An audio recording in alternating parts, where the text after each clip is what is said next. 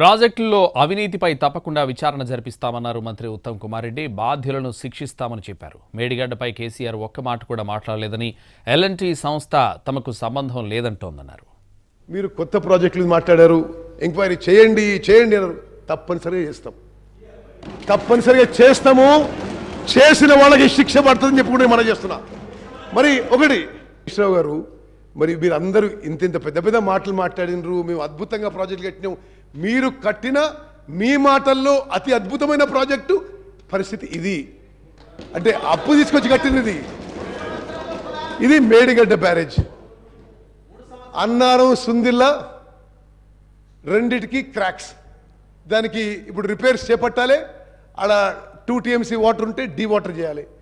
అంటే ఒకటి ఇది నిజంగా కూడా తెలంగాణలో ప్రతి పౌరుడు అలారం అయ్యే సిచ్యువేషన్.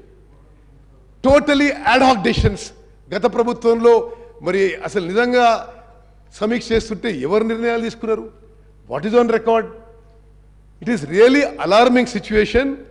ప్యానల్ స్పీకర్ గారు, నేను ఎందుకు ఈ విషయం ఈ సబ్జెక్ట్ మీద చెప్తున్నా అంటే, ఇప్పుడు గత ప్రభుత్వం అప్పులు తీసుకొచ్చిండ్రు, మేము ప్రొడక్టివ్గా చేసినాం, మేము ఏదో ఉపయోగించినాం అంటే ఉపయోగించింది ఈ విధంగా మనందరినీ, మన పిల్లల్ని, వాళ్ళ పిల్లల్ని తాకట్టు పెట్టి హై కాస్ట్ లోన్స్ తీసుకొచ్చి ఈ విధంగా మరి ప్రజాధనాన్ని దుర్వినియోగం చేసిన విషయం తప్పనిసరిగా ఎంక్వైరీ చేస్తాం. తప్పనిసరిగా తప్పు చేసిన వాళ్ళకి శిక్ష పడుతుందని చెప్పి కూడా నేను మనవి చేస్తాను.